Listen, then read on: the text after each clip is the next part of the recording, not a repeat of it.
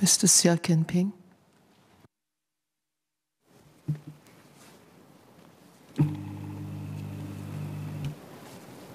Madam Deputy Speaker, this white paper holds many promises for women, and through that, promises for a better Singapore.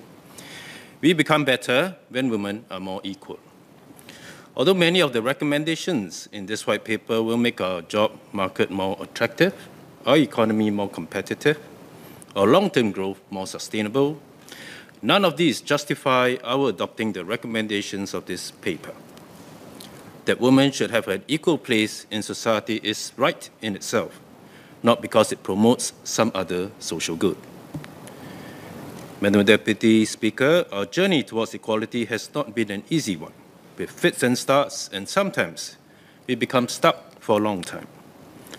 This poem, Mother and Son, written by Langston Hughes, a famous African-American poet, describes the process well, and it goes like this. Well, son, I'll tell you, life for me ain't been no crystal stair. It's had tacks in it, and splinters, and boards torn up, and places with no carpets on the floor, bare. But all the time, I've been climbing on. For many women today, life is no crystal stair. And today, when we see girls and boys in school, in safe streets at night, there remains tacks and splinters. Today, there remains a wage difference between men and women. Caregiving falls most heavily on women. More women are likely to be harassed sexually, and there are far fewer women than men on boards of companies. In our words and in our deeds, there remain many injustices and biases in society. One white paper and one motion does not make a crystal stair, but it is a step up. And over the years, there has been many such step-ups, leading to a more equal landscape that we see today. For example, the discrepancy in Singapore's adjusted gender pay gap.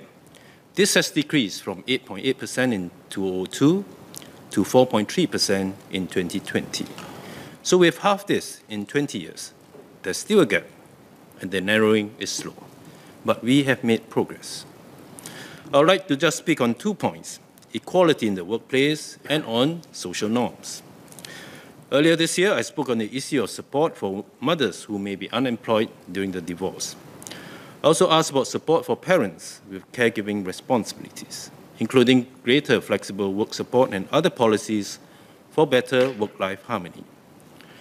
And for the past 15 years, I've also spoken on the need to support single mothers as part of a broader commitment to single parents. In all these policies, I've often wondered about the lines that are drawn. For example, do we draw a line between the home and the workplace?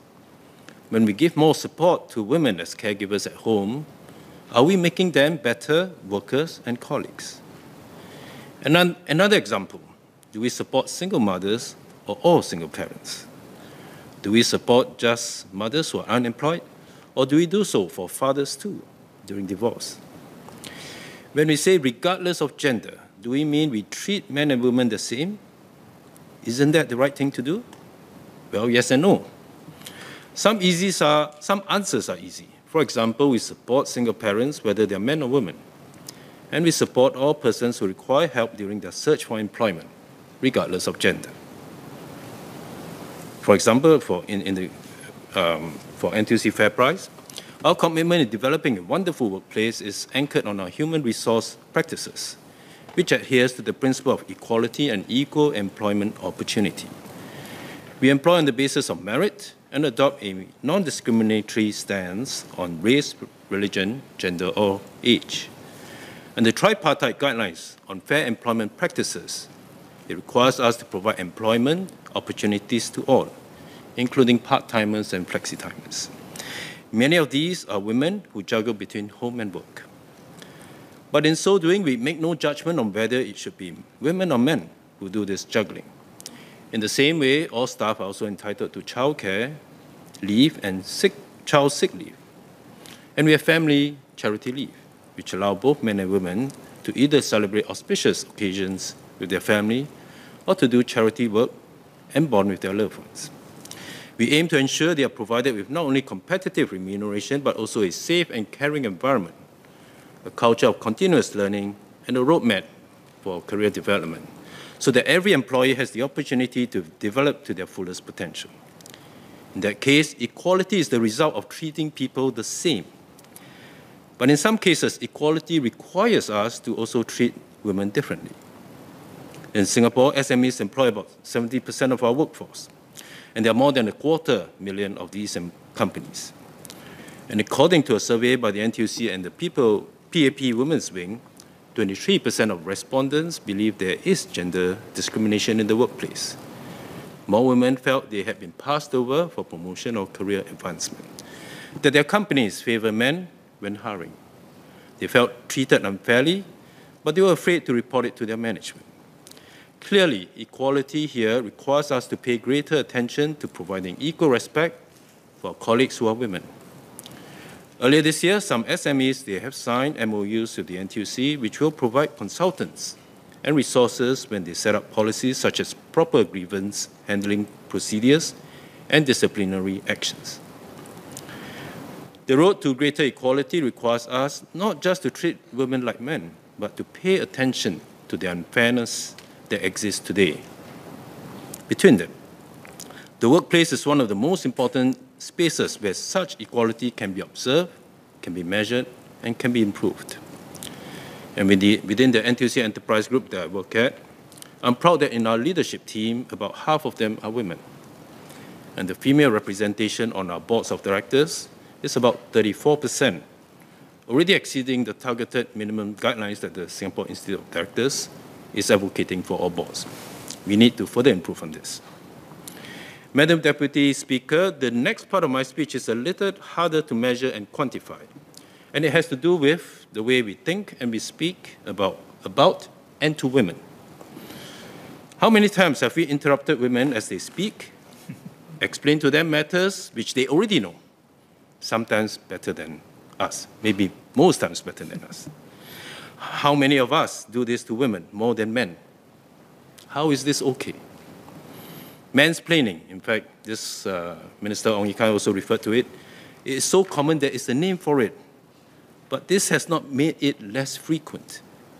We must not only forbear from openly disrespectful behavior such as those that I've listed above, but also patronizing ones. For example, and I'm sure all of us, well, I certainly have, experienced some senior corporate leaders, including senior civil servants, thank a male MC by name, and the female MC by referring to her as the beautiful young lady.